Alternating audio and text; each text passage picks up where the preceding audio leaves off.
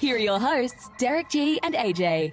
Biggie boy, Jairzinho Rozenstruik in the heavyweight division is looking to make a comeback at this open division right now.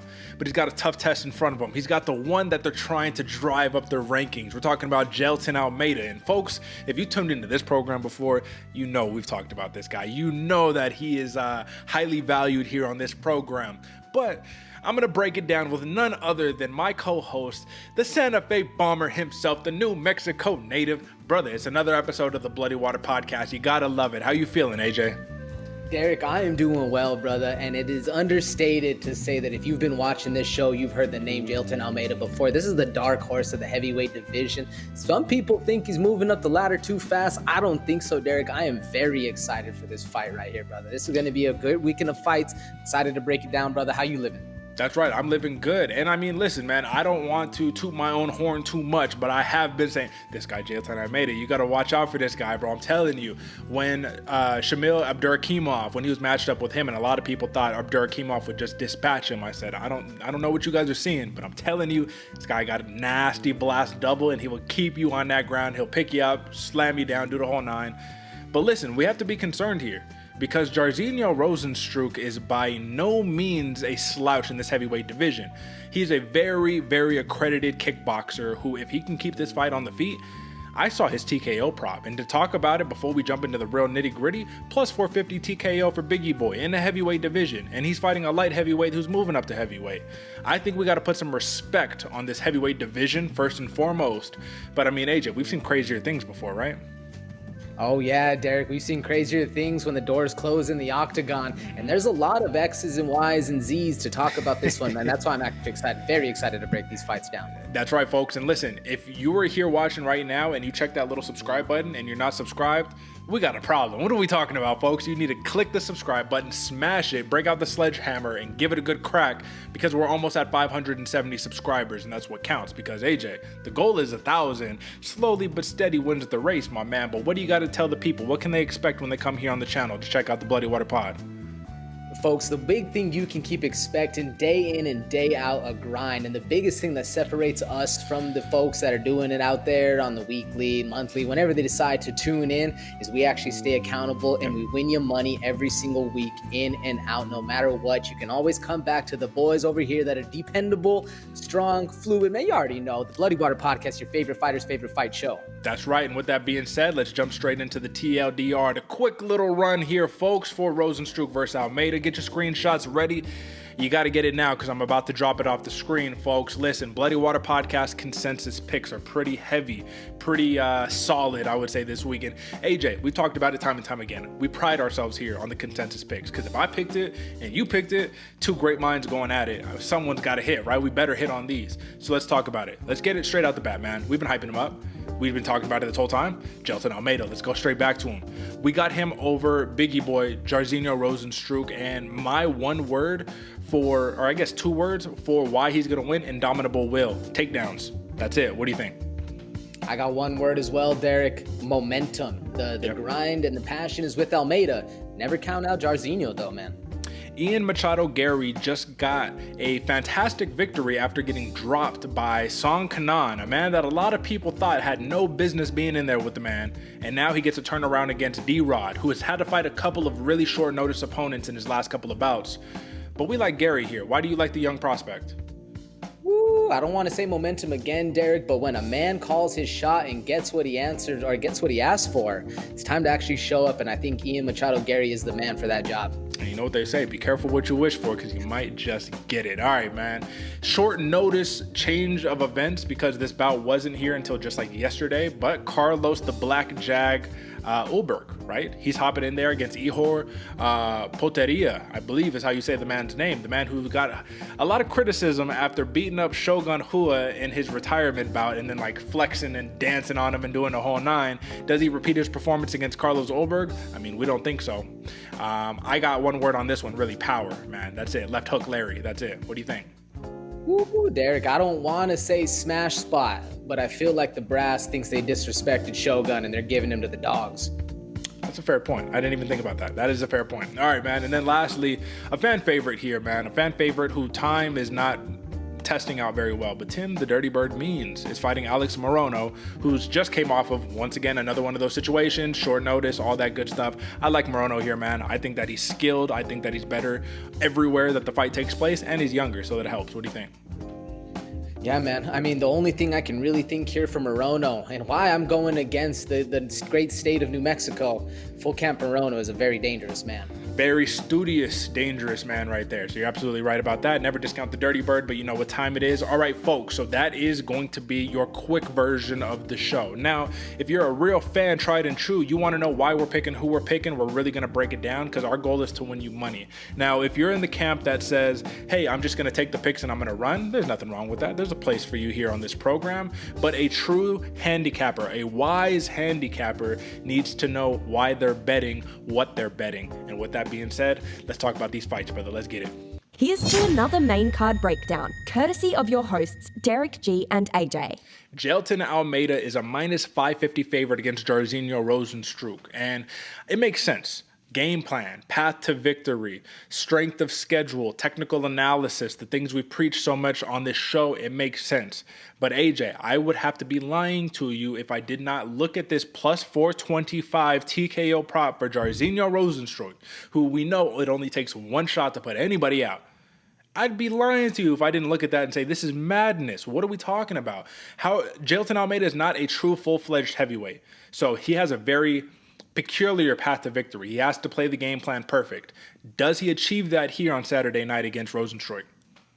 Woo, I'm glad you asked that, Derek, because I had the same question. How does Jailton Almeida handle the power? He's moving up, like you said, man, going from lightweight up into heavyweight. But he was a big lightweight. He had problems cutting that weight, so that's why he moved up. Now, can he stay perfect when we know the game plan? When Jairzinho Rozenstruik knows that he's going to shoot the blast double, and you know, as the tactician, as the kickboxer, he's going to be throwing ones and twos, knees up the middle. He knows the game plan. This is a smart dude in Rozenstruik. Can Almeida stay perfect for a whole 15? I don't think so, Derek, but what I do think is that he can stay perfect for a solid 5 minutes that first round, get Jairzinho out, never let him up off his back. Do you think Jairzinho can actually escape if he gets taken down? No. I think he can probably do the Derek Lewis, just like jiu-jitsu's not real, just stand up. You know what I mean? I think he might be able to get away with that or survive out a round to where by default you start back on the feet. But you said it yourself, man. Almeida had a tough time making that weight. Now, to clear it up, he was not a lightweight. However, he was a light heavyweight. I mean, same difference, right? But the power of Jairzinho Rozenstruik in an attempt to where, let's say, Almeida shoots for a takedown and he doesn't get it. It's kind of Johnny Walker-esque. He hits you with some elbows, hits you with some big shots, and it's lights out. It's game over. So Almeida has to commit. When he commits, he has to go. But then that leads us to all these different scenarios. Does Rozenstruik pull a Derek Lewis versus Curtis Blades where he cracks him with the uppercut on his way in, right?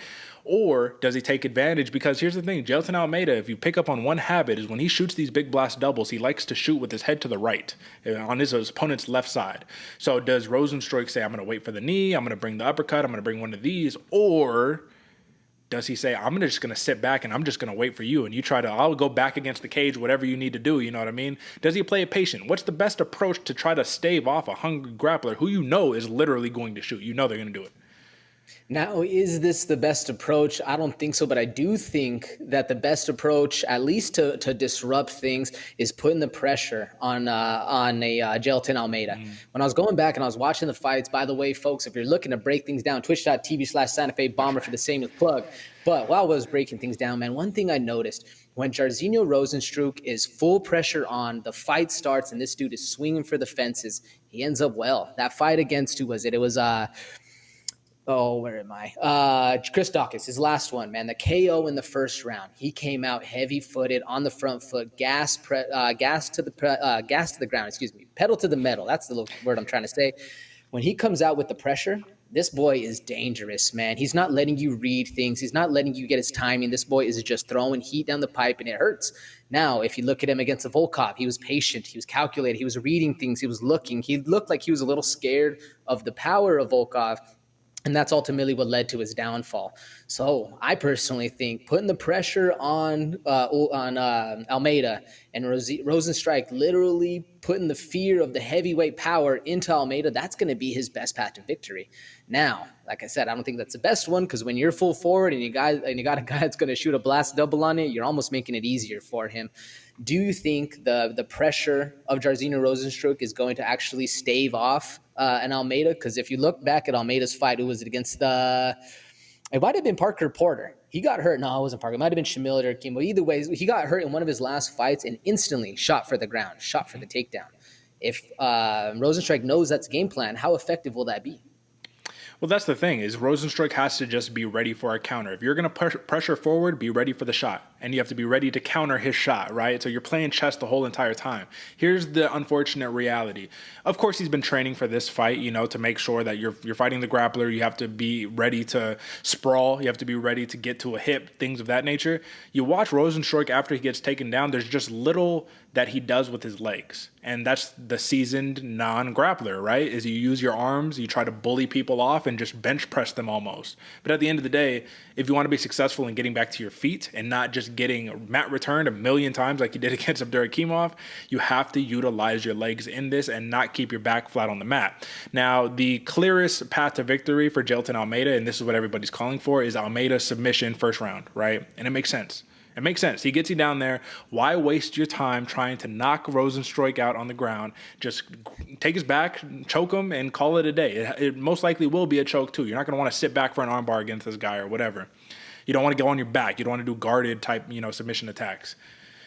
So if that's the game plan, how does Rozenstruik avoid this fight getting to the ground? And when I play out all the simulations, I just don't see it, man. I don't see him finding a spot where he does not avoid being on his back for some time unless he knocks Almeida out with the counter. So that's why minus 550 makes sense, right, for Jailton Almeida? Yeah, I agree with you, Derek. There's no vision in my head that I can see, Rozenstruik hitting a splits like Henry Cejudo did, dumping off, catching the underhook, and actually spin him around and then making it fight his. I just don't see it, man. The youthfulness and the explosion that Almeida presents is a very challenging puzzle, especially when you're the fast heavyweight, when you're the one that's always coming in with a speed advantage. Now you don't have a speed advantage. This dude can blast double, pick you up, and slam you on your face. It seems like a mountain over here for Rozenstruik. And this is what's tough, man. This is one of the rare fights where the legitimate true heavyweight, if the fight goes past 2 rounds, I like him better than I like Almeida. This is one of those rare times because Almeida is going to empty that gas tank. And it works until it doesn't, which is the scary part about this situation. I don't want to say that this is going to be like Raul Rosas, right? But he got to the spot he wanted. He finally got to the back. He went for the choke. And when the choke didn't happen, it was it. Now you keep shooting. Now you don't got as much gas on those shots, right? So if Biggie Boy, we've seen him go 5 rounds, but we've never seen Biggie Boy go 5 rounds, mat returns, getting back up to your feet. If both of these men are exhausted and it enters a round 3, who do you favor to win? Ooh, I'm actually with you, Derek. I'm favoring Rozenstruik because the gas for Almeida will be a lot more detrimental when you're shooting shots. Like Rozenstruik, if you're able to defend, it is hard, don't get me wrong, but you start every round on the feet, and then you have to get back down to the ground. If this is a washing machine fight, though, man, I don't expect this to go very long or be very entertaining in the 4th and the 5th, man. This will be a very draining fight for both of these individuals. That's right. And to attest to that, when I'm at the jiu-jitsu gym and I'm sparring with my buddy Troy, shout out Troy, Carlson, Gracie Henderson, man, 300-pound behemoth of a monster of a blue belt that I'm rolling with. And because I'm a madman and I'm all of a $170, but I'll shoot in for a double on this dude. And when you don't get it, it's hard to put into words just how physically drained you get trying to force these shots against people who are physically stronger than you. And if you look at the weight, Jairzinho Rozenstruik is all of 260 pounds. All of 260 pounds. Not 225, not 230. But with that being said, man, it's kind of crazy because it goes against logic. I still like Jailton Almeida here. And believe it or not, AJ, this is the one times where I'm going to go full chalk.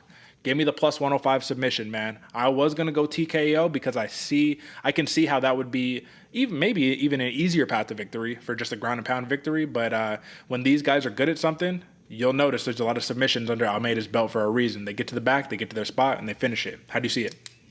I like the chalk, Derek. I'm actually going to take a little bit more of an adventurous route here. I do like that TKO prop. I'm going for that ground and pound TKO round 1 win from Almeida. I don't expect this to be a long fight at all.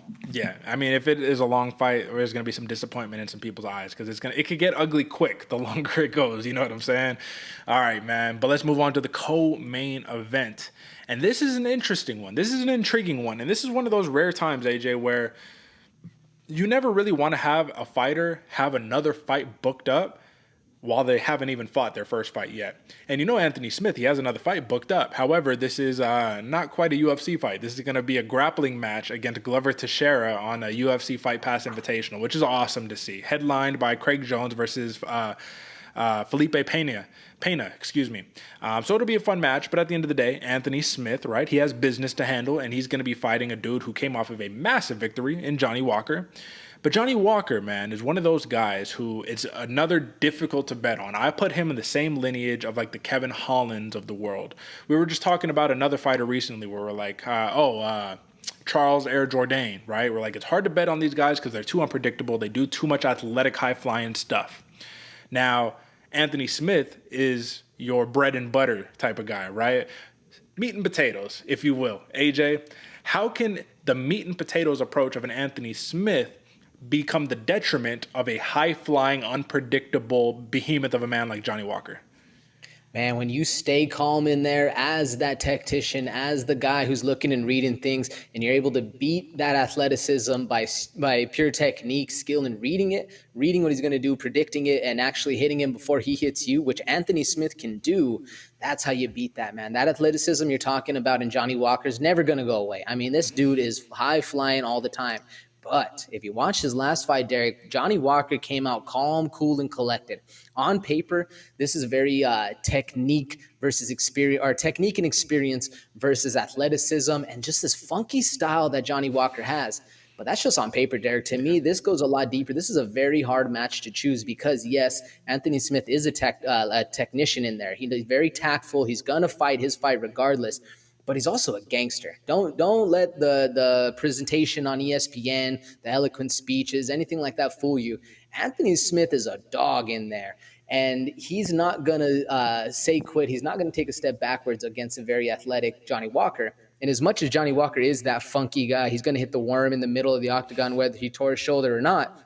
This dude is growing, bro. He is growing as a fighter, evolving leaps and bounds. And if you did watch that last fight, folks, you can see he's no longer twitchy. He's no longer jittery. He's smooth in there, bro. He's calm. He's reading things. And that's what makes Johnny Walker very, very dangerous in this fight. This one, man, I won't lie to you, Derek. I went back and forth a million times. And folks, if you're looking to put money on this one, you are a ballsy person because this is going to be a fight of the night scrap, a dog yard fight. I'm very excited for this one, Derek. Do you see it as playing as a on the paper, or is this a lot more to you? No, man, this is a very intricate bout because you're right. Johnny Walker is on a little bit of an upswing in terms of his momentum, right? Very highly praised dude coming into his early UFC career and whatnot, and then some losses and the shoulder injury and all the weirdness that accompanied it. But Anthony Smith too, right? This dude's been in the game forever as well. I think what it comes down to is you want to root for Johnny Walker. You want to see him be successful. But the same thing that makes him exciting is the same reason why he loses his fight sometimes, right? Is because you have a simple approach to victory, a simple game plan, and a simple path, and you divert from the path to be a showman. But that's part of the game too, right? You have to be entertaining. That's why Johnny Walker is still here, win or loss, right? You lose to his 4 losses in his last 10.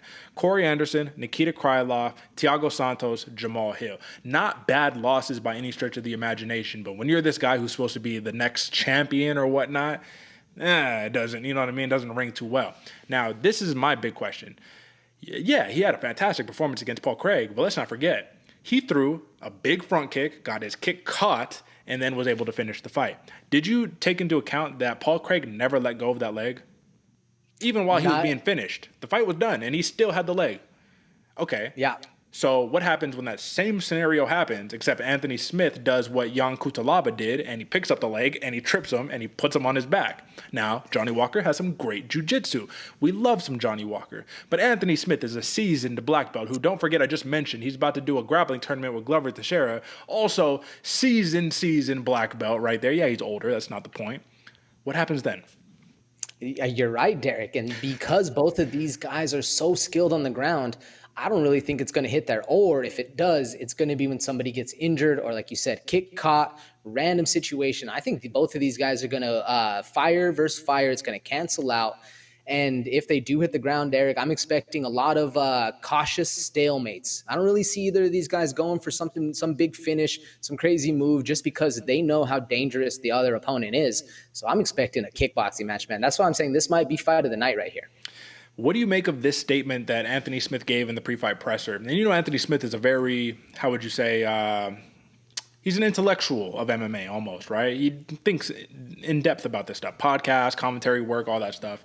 But he said something along the lines, I'm going to butcher this slightly, but he said something along the lines of, if you give Johnny Walker a long enough rope, he'll find a way to hang himself with it.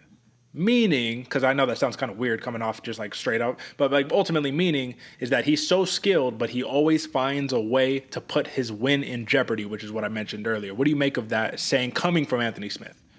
Well, it just proves that this dude is watching film, studying his opponents, and he's right. The funkiness and athleticism that Johnny Walker presents, it is very much a double-edged sword. I mean, it gets him the wins, but it also gets him flatline KO, head flying backwards as he's doing it. And it's one of the reasons why you love to watch Johnny Walker fight, but the money's risky, brother. The money's risky. Yeah, you're right about that. Now, when we're looking at the props, right, plus 230 for the TKO for Anthony Smith, plus 140 for the TKO for Johnny Walker. So the way that the odds makers are looking at it, they think that this fight most likely ends within the distance. Submission prop, way better for Smith than it is for Walker, 625, plus 625, with a plus 1600 comeback for Walker. And then decision. This is where it was interesting to me. Plus 450 decision for Smith, plus 600 decision for Walker. It really does seem like the odds makers are saying if they don't get it done early, this could be totally up for grabs right here because the odds are just close enough to not have real leg room on either side. So with all of the numbers being out there, the fight analysis being out there, now is the time to make a pick. And I have to give the people the transparency, right? We try not to emulate each other's picks here on the Bloody Water Podcast because that's no fun. This is a competition after all. Now, we give you Bloody Water Podcast consensus picks for a reason. And when I submitted my picks, I had to go against the grain on this one in order to make it fun. So I went with Smith. However, I do love me some Johnny Walker. So, AJ, you said it. I can't say it any better, right? You're a bold individual. If you're throwing money on this for real, I say sit back, have a good time, get the popcorn out, nice whiskey, whatever, and just watch it, right? But give me some Anthony Smith and give me a decision, bro. I think he gets hurt. I think he has to battle back from adversity, and I think he does get it done via decision, but I wouldn't be surprised to see a finish. How do you see it? I would not be surprised if you see it finish, Derek. And I'm a big Anthony Smith fan. I'm telling you, folks, I was back and forth for a very long time. This was the last pick because I had to just debate it so much. Personally, though, I see this fight getting finished too. I'm going Johnny Walker. Man, I'm going by decision. I think he's going to be calculated. It's a strong bet. You can see that plus 140 TKO. I don't know, man. The only very few have knocked out Anthony Smith, and one of them was because he was injured. So I see this one going the distance. You know, in Johnny Walker's last 10 fights, he has not won a single one by decision. Damn. Long shots, folks. Hold your money in your pockets, folks. I'll just leave that out there. I'll just, you know what I'm saying? I'm saying, but I'm not saying. All right, bro, let's move on to the next one. D-Rod versus Ian Machado Garry. This is a fun fight. So when I was over, listen, you got to love some D-Rod because I was over at the PFL fights, watching the fights. Punch Bag is over there. They're doing the little sponsorships. And I go there and I give it my best. Of course, I'm probably like 2-3 double shots of some bullet ride down the hatch. You know what I mean? I'm feeling myself. Let's go knock this thing out. Give it a big shot. I get a nice little number, right? Well, guess who gets to follow me up? None other than Daniel Rodriguez being like, all right, let me put it on. And of course, did he beat me? He did, but not on the first try, AJ. I will tell you. I'm telling the people people out there. I'm not lying neither. I did get a better score on the first shot. I will say that. But the man returns. 36 years old, Daniel Rodriguez. It's the time to make a run, and he's got a young up-and-comer. So clearly he's in that veteran spot where you must fight for your rank. And you said it, AJ. Talk to the people. Garry called a shot, and he got it. So what do we expect in this matchup?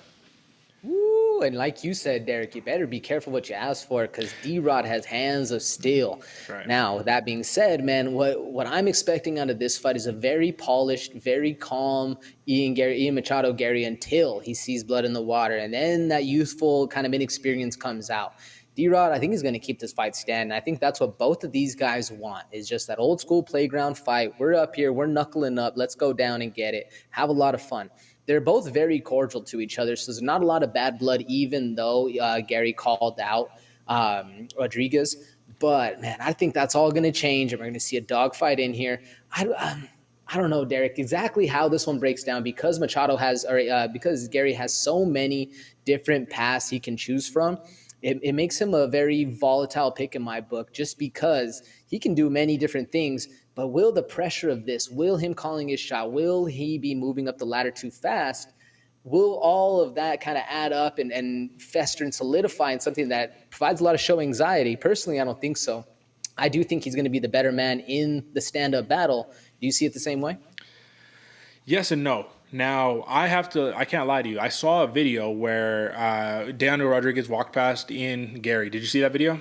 Mm-hmm. So I don't know about you, man. I don't think I got the same read on that. You said they're both very cordial to each other. I didn't feel that way. How he said, basically, it was like, hey, what's up? You good? Yeah, your boy, you good? How you feel? How's cut? And I don't know how you feel about that, but to me, D-Rod really did seem like he was minding his own business and he was just trying to go about his day. And now you got this young buck who's really just you want to get that feel. You want to size him up a little bit. I want to see what you we right here, we inches apart, right? And I just didn't like that because you're putting a lot on your plate right here, man. I know you want it. I know you're confident. I know you're undefeated. And I know that you're trying to move up these ranks, do that Conor McGregor that everybody wants to do. The question is D-Rod the guy that you want to be doing that too? Because if we're talking about a live dog, I think this is the livest dog on this card. I think Daniel Rodriguez can absolutely win this fight if it stays on the feet. He does have some fantastic jiu-jitsu courtesy of 10th Planet, Las Vegas. But at the end of the day, man, listen, he had to fight Neil Magny in his last one. That didn't go his way, right? The Leech before that one, that was like a 24-hour notice, right? He fought Kevin Lee before that, Preston Parsons, Mike Perry, Nicholas Dalby, Davey Grant, right? Dwight Grant, excuse me, not Davey. He's got a hit list behind him, you know what I mean? Can we say the same thing for Garry? I don't think we can. You know what I mean? Jordan Williams, no longer at the UFC, Darian Weeks, Gabe Green, and Song Kanan. And he got dropped by Song Kanan, and a couple seconds left, you probably would have lost the fight. So what it comes down to, I guess like it was a really referee decision more than anything else, but what it comes down to here, man, is the confidence and the bravado of Ian Garry, which is what propels you to victory. Do you think that leads to his downfall in this fight? That's my biggest fear for this one right here, Derick. And I'm glad you referenced the video because I wish we would have saw what happened right before that. There was a little cut where it said something about we don't need disrespect or something that Garry was saying. But it feels like it was almost a planned thing. Like D-Rod walked past, just minding his own business, like you said. I'm ignoring you, and then Machado's like, "Oh, this is the time. Like, let's get a little viral clip going. This is the showtime. Maybe I can do a little something." So thinking outside, man, maybe your mind's a little cloudy. You're making all these judgments. You're worried so far about the future. Is a very tempting and dangerous mistress right there, man. And I think the hubris could get to Garry right here. Does it? I don't know, but I think it could, man. It is a very high possibility that the lights and all of, like you said, Irish man coming in, trying to fill the shoes of Conor, talks big and bad, calling his shots. Will he have that Mystic Mac power? I don't know, Derick. I don't think so. We haven't seen it happen yet. Who's to say it doesn't, though? Well, that's the thing, man, is that everybody hates on it until it works. And that's why Conor worked, right? Because he was saying all this craziness and he was backing it up. So can he do it? Yeah, he's skillful enough to do it for sure. I just think that he has to be on his P's and Q's. And that's why, numbers aside, man, I think D-Rod shouldn't be this large of an underdog. I think it should be not closer to a pick'em, but not this sizable of an underdog. I think the best path to victory for Daniel Rodriguez is going to be a decision victory right here, just being clean, being technical, like you said, being calm and not being in his emotions. I think Ian Garry, with all of this that he's bringing into it, can go in maybe a touch emotional, especially when you have a lot to prove, given that he had that clean finish over Song, but Song wasn't supposed to even be in the same octagon with this dude, you know what I mean? At least that was the perspective. So against my better judgment, I have to roll with the undefeated fighter who is 11 years younger than Daniel Rodriguez, who's big. He's a big guy. Think about it. D-Rod is normally bigger than a lot of these guys at welterweight. Ian Garry's a big welterweight. So give me that decision for Ian Garry, but you do have to go in a touch worried about this one. This isn't going to be just smooth sailing, I don't think. What do you think? I agree with you, Derick. And actually, the decision for me is probably the most riskiest because that's how I see D-Rod winning this fight. Staying calm, staying patient, not getting touched up, frustrating the younger fighter, and just leaning on your veteran experience, man. And so I do agree with you.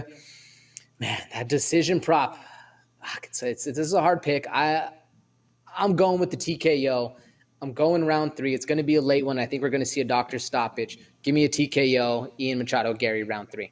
Okay, fair enough, man. So either way, you got money to be made right here if you're betting on Ian Garry on either spot. But let's move on to the next one, brother. All right, like I said, this was short notice, right? The Black Jag coming in here against Potieria. And this is an interesting fight because the way that you framed it up, I didn't really think about. Yeah, Potieria got the big victory against Shogun Rua, not the most impressive victory, right? But it was a big victory in terms of name value, did his little dance and everything. Listen, this dude, Ihor, is a finisher. This dude is a finisher by every stretch of the imagination. But the guy he's fighting is also a finisher. And I'll tell you, if there's one thing that really worries me in this matchup, man, it's that Carlos Ulberg, of course, city kickboxing, great striking, all that good stuff, right? But his power seems to be one of those death touch powers, you know what I mean? Where he's hitting you with things that are kind of technical. It's not like he's winding up, throwing a haymaker. He's just touching you in the right spot, and he's putting people away. So let's talk about a common opponent that these guys both just fought. Nicholas Negamediano, right? A zombie, a soul crusher, right? This dude walks you down and he beats you up. He beat up Potieria pretty bad, bro. I'm talking knees after big shots where the referee, it almost felt like it was just like, all right, bro, I'm going to save you from yourself right now. You won't go down because you're tough. Let me get you out of here. Can he take that same punishment from a guy like Carlos Ulberg, who knocked out Negamediano with a beautiful, what was it? It was just like a little jab. Or actually, I think it was because is he a southpaw? Either way, it was a jab, and then he like brought the hook over the top, and it was just boom. That was it. He caught him. That was clean. What do you think? No, Derick, I don't think so. I'll answer blatantly. And honestly, man, I do not think Potieria can do this. Now, in my biggest question, is this a smash spot? Is this a frame of reference that I'm just thinking of because of that last fight? Because that's kind of what happens, man. You go in there and you talk shit to the boys in the back. Well, they're going to throw you to the dogs. Is an actual smash spot, or is Potieria being overlooked? Because you're right. Potieria is a finisher, man. He has only 2 decisions in his last 10 bouts. This dude knows how to get it done, but the death touch, man, and I think you hit the nail on the head, Derick. Yes, the power is there for an Ulberg, but what's more impressive is the way this dude is able to locate his shots on a moving target. When people are ducking and diving, this dude is able to find the button, find the chin, and really hurt you. And that's kind of where I think the kryptonite of Potieria comes, because this dude is down to have a little bit of damage. He's down to eat some shots. And when you do that against a death touch like Ulberg has, bro, you're going to sleep. Yeah, man, you're going to look at Ulberg and you're going to notice that if you look at his significant strikes landed per 15 minutes, per minute, it's skewed. It's not right. It's like 8 strikes per minute. And that's because he had a fight where he was just able to like unload on these dudes. And you know what I mean? So if you actually look at their normal output, I think Potieria is a higher volume striker. And that's kind of what worries me, is that Ulberg can be a little patient, a little too patient. But if you land and you connect, then it doesn't matter. Here's the big thing. Let's look at the last 10 between both of these guys. These guys don't really make it past the second round very often, man. These dudes are both finishers. So once it gets to that mean and that dirty type round 2, round 3, you have to consider there's not too much clinch work between these guys. They're not going to be taking each other down. If this is a pure striking match, I mean, can we see Potieria round 3 be like, all right, that power is fizzled out a little bit for you, Ulberg. Now it's time to get the job done. What do you think? I mean, that's probably the best shot he has, man. If you're able to beat the confidence, kind of bring Ulberg down, let him know that these shots don't hurt. You're able to eat a couple. Then that really plays a toll on the guy that does have that death touch. I think it was in the Kennedy and Chukwe fight where Ulberg got hurt, and you kind of see the phenom crumble, if you will, the bravado get broke. And if Potieria can do this, man, I'm telling you, this would be a turnaround moment for him and actually really bring things around. Now, can he do that? I don't think so, Derick. We've said it before. The power of Ulberg is something to write home about. Can Potieria actually manage it? I don't think so, man. Can you? I mean, yeah, because the thing that I feel like everyone's forgetting here is that Carlos Ulberg lacks one thing. He might not lack power. He might not lack skill. He lacks experience, man. I mean, Potieria, if we're talking about mixed martial arts experience, cage time, 20-3. What are we talking about? You can't just leave that out. Like, this dude's very, very experienced. He got beat up by Negomedianu, and everybody thought he was a scrub. But I'm pretty sure this dude had like one loss before that. So this dude is not a bad fighter. Is this a smash spot for Ulberg? It looks like it based on their momentum and what it took for Potieria even to finish Shogun. It's a little concerning. So I'm going to be honest with you, man. At the end of the day, minus 210 for the TKO prop is way, way, way overpriced for Carlos Ulberg. I do not like that number. I would not take that bet. I'd take the minus 300, just win overall before I'll take that. But I will say this. Potieria is prone coming in that southpaw stance to get caught by that check left hook, that little sneaky, that shout out Bisping, that cheeky left hook. You know what I mean? That just comes right over the top. Potieria got cracked pretty rough by Shogun on that one, but you saw that he has a chin. Negomedianu couldn't finish him outright, you know what I mean? He had to get a standing TKO. If Ulberg lands that shot and he lands it repeatedly, I think he gets the job done. So I'm going to go with Carlos, the Black Jag Ulberg, with the minus 10 and give me the TKO victory right there. How do you see it? I see it right there with you, Derick. I hate to choose the same thing on the prop bets, man, but that TKO is too juicy, folks. Like Derick said, if you're putting money on this one, I'm rocking that minus 300 win just so you can cover your bases. But if I'm choosing right now, man, TKO, round one, Carlos Ulberg. That's right.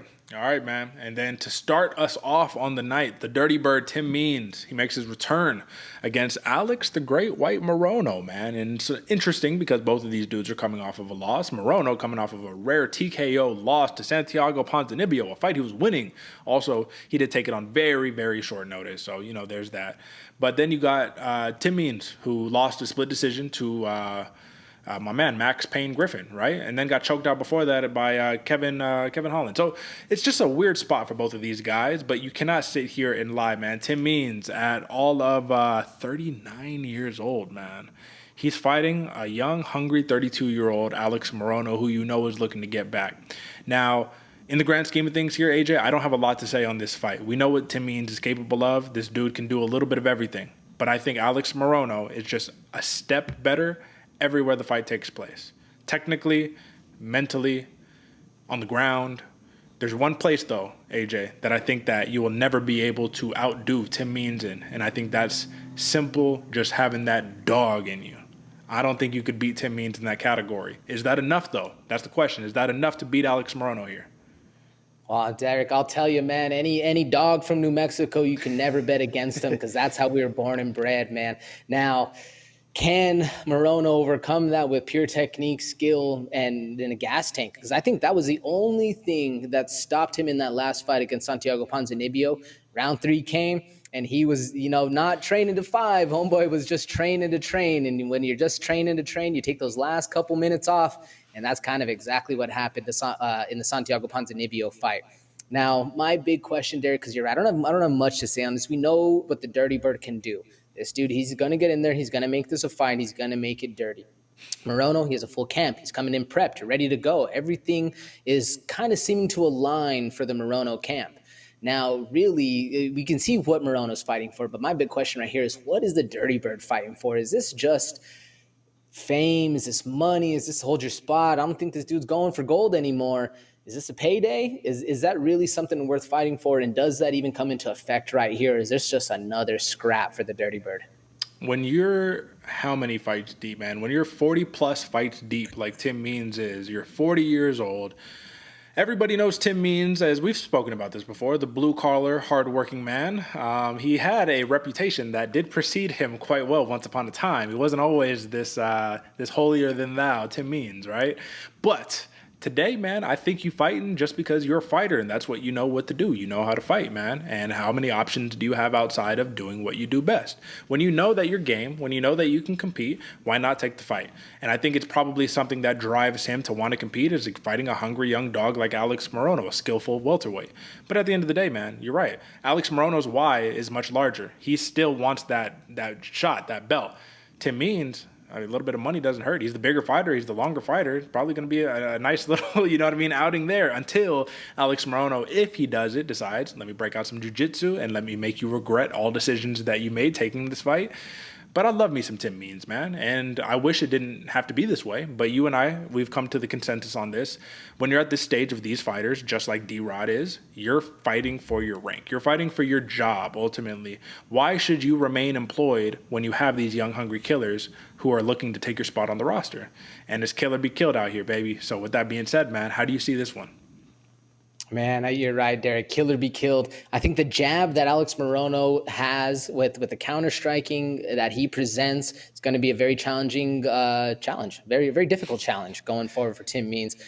I'm going decision. I'm taking that plus 150 decision route for Alex Morono. I think this is going to be a dog fight. I think it's going to be a lot of fun, very, very bloody. We're going to see a lot of stains on that mat. At least that's what I'm hoping for. Watch out for the elbows of Tim Means. If you're a Morono fan, this is going to be a very fun fight. Give me Alex Morono by decision. What about you?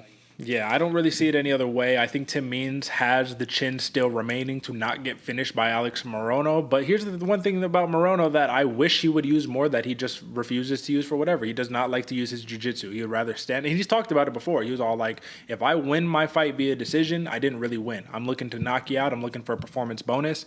It's kind of a shame because he has won one fight in his last 10 fights by finish. So not a lot of wins, I guess, by his standard, but decision is a win, and a win is a win is a win last time I checked. So give me the great white Alex Morono. Give me the plus 150 decision. It's boring. It's chalky, but it is what it is. And with that being said, folks, that is your main card analysis. That's UFC Charlotte right here. AJ, really quickly before we move on, of course, we got robbed of the Mackenzie Dern versus Angela Hill. That's moving up to the main event for next week, right? Because Rocky Pennington gets robbed once again of a big fight. She didn't get the title shot. She doesn't get the Aldana fight. Now she doesn't get a fight at all. They just said you get nothing. You get nothing and you'll like it. Do you think that this card, UFC Charlotte, we talked about the main card. There's some prelims that we'll touch on here in a second. Would you pay to go live to see this event? Ooh, pay live to see this event, Derek. If this was in Texas, yes, I wouldn't travel for it too far, though, to be honest with you. But there's a lot of really, at least to me, fan favorite fighters that I like to see here. We're going to see a lot of everything. And that's what's nice about this card. Would you pay for it? And would you travel for it? I'm glad you said that. Would I travel for it? No. Would I pay for it? Yes. To us, because we know who all of these people are, yeah, it's going to be a fun card. You know what I mean? Actually, maybe I wouldn't because it starts at 8:30 in the morning, Pacific Standard, you know what I'm saying? So, it's a little too early for me. But, I think this is going to be a fun card. But to the casual's perspective, the word on the street, on the Twitter sphere and then the interwebs, they're like, yo, this is the worst card in the post-COVID era. People, I'm just like, y'all just don't know. You just don't know who these people are. You want every fight to be Conor McGregor and John Jones and fucking Stipe and all that shit. And it just doesn't exist anymore. Sorry, guys. But listen, we got a lot of fun fighters on deck. And you want to talk about some fun fighters, AJ? Let's talk about some sleepers, baby. Let's get it. It's time for some fight night. If you ain't paying attention, you're gonna sleep on me and I'm gonna wake you up. And AJ, this is more classic AJ fashion right here. You're kicking us off with the first bout of the night, so let's jump straight into it, brother. Talk to the people. Derek. Who do you got here? First bout of the night, and there's a reason for it, Derek. And I'm actually stealing a page out of your book, bro. I'm going with the female fighters in this one, man. I'm going in the flyweight division. I got Jessica Rose Clark versus Tianara Lisbout.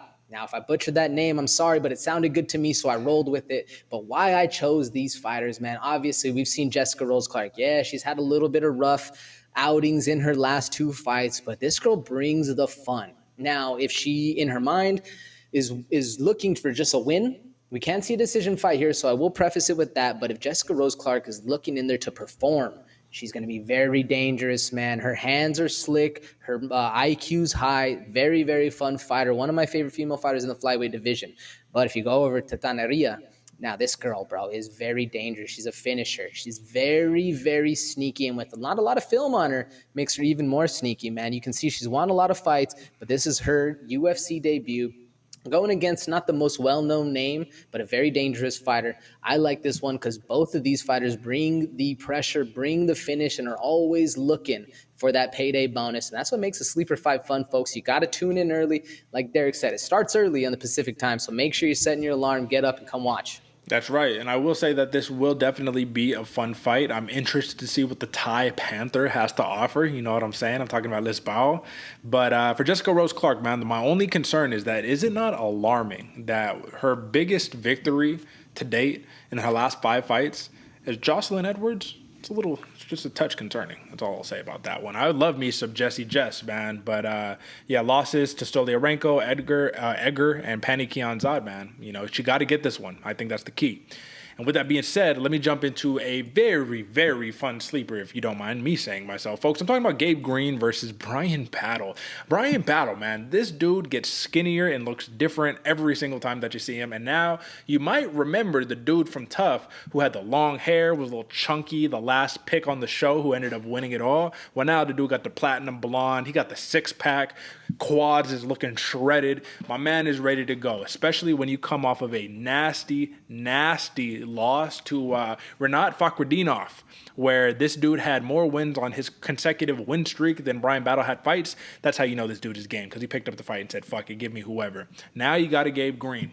And you know, we've talked about Gabe Green on this program before, so I keep it short and sweet for my bar pitch right here. Bryan Battle, now the butcher Bryan Battle, kicks for days. Watch out for the man's kicks, his most dangerous weapons, but he also has some very slick jiu-jitsu.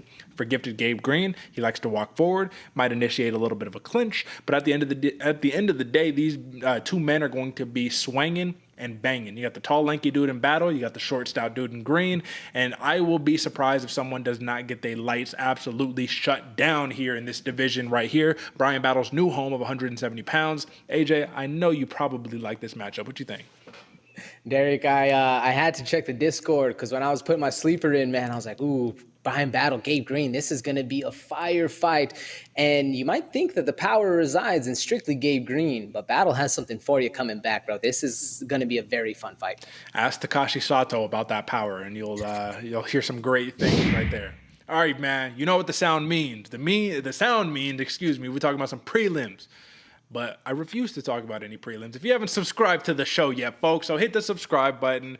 Get us to 600 subscribers because we're that much closer to 1,000. And we appreciate you, man. We do this week in and week out. 2 shows a week, actually. So AJ was talking about it earlier. He was like, yeah, those people do it weekly or monthly or whenever they want to. 2 times a week, we give you what you need to expect, and then we hold ourselves accountable and let you know either where we went right or where we went wrong. And AJ, I have to say, I think we're right a lot more often than we're wrong. So, with that being said, man, let's talk about, we already talked a little bit about some of the prospects of today, but they're going to be the stars of the future. Now let's talk about a couple of these prelim bouts that we have on here, man. And we have a fun couple of fights right here.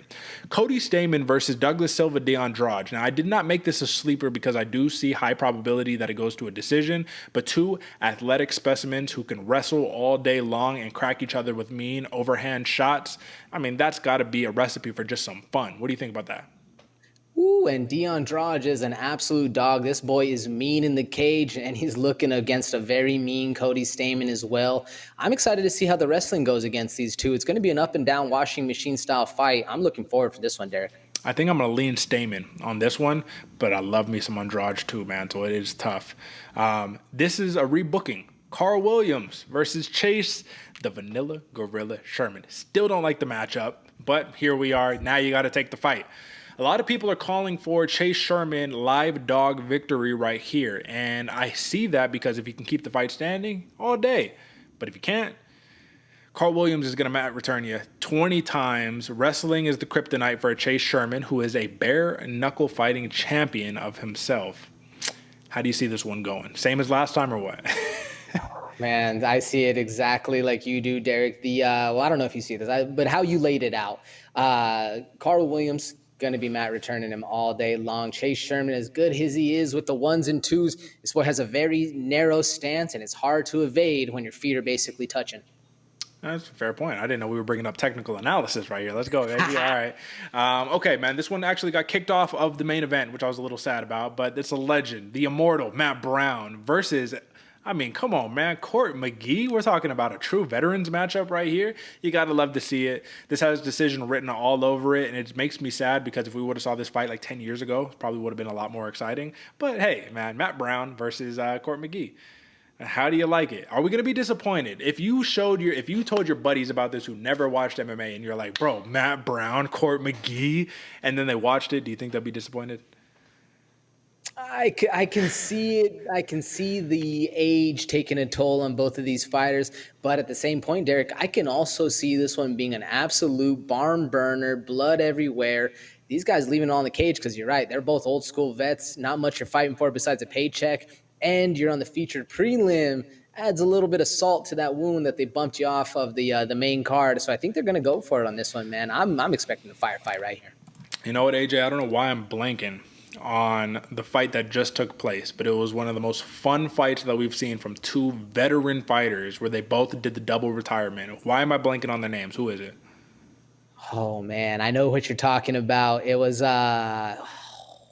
If it's too much dead air, I got to keep it pushing. But if we can recall and we could bring up these two fighters, that would be fantastic, man, because this was one of those where I wrote it off. I remember we both disregarded it as a sleeper.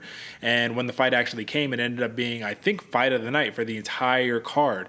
And these were two OG dudes, man. The homeboy was in his hometown. Double retirement. Nothing. Oh man, I'm browsing the Tapology. Right. We'll come back to it real hard here. While you search that up, let me hit the last bout that I wanted to talk about here. Natan Levy versus Pete Rodriguez. You already know that's going to be a fun one, but I actually wanted to talk about the return of Fire Fist. Ji Young Kim has not had a lot of luck here in the UFC as of late, but we know she's technical. We know she's sharp, but she's fighting a Mandy Bohm. And Mandy Bohm, man, she went from being very highly regarded to being like, oh, is this just some, like, did we get hit with the okie doke? Is she not really about it? To now being back in that good smash spot. So a lot of people are expecting her to wipe the floor with Ji Young Kim, but I think that this is a spot where if Ji Young Kim can avoid getting grappled out for 15 minutes, she can win the fight, man. I think it's totally possible. So folks, you heard it first. Put some respect on Ji Young Kim's name. AJ, update, man. Come on, you got to give me something, brother. I'll literally type in double retirement on Google right now and find it. Go back a little. No, I don't have it. I was looking. I couldn't remember it. Yeah, you look it up while I'm doing this, Derek. But folks, there's a reason you turn into this podcast, and it's not because I'm good at looking up stuff on the internet, because I'm not, apparently. But why you tune in, folks? Derek said it before. Oh, is that Cummings at Herman? All right, that's right. That's right. Hold on, folks. Bro, that's why Derek is a pro on the screen. I was over here clicking through stuff. I can't find it. But, folks, that's not why you turn into this one. Why is because Derek said it before, man. When the Twitter sphere is going off saying these are uninteresting fights, nobody knows. This is the worst card since COVID. They are wrong, folks. You tune into this one because we talk about the stars of the future, people who are putting people to sleep while you're over there sleeping because it's 8:30 in the morning. So make sure you tune in early. Make sure you're winning yourself some money. Hit that subscribe button down below. And you can already see Derek's on. He put up the links right here. Go follow us on all the social medias so you're up to date. But not only that, folks, hit the comment section. Hit the comment section all the time because people, not only us, are engaging, but people in the real world out there that are just like you looking to win some money are in there commenting all the time. It's a great time. Make sure you subscribe, bro. It's going to be a fun night. Your favorite fighter's favorite fight show's back again.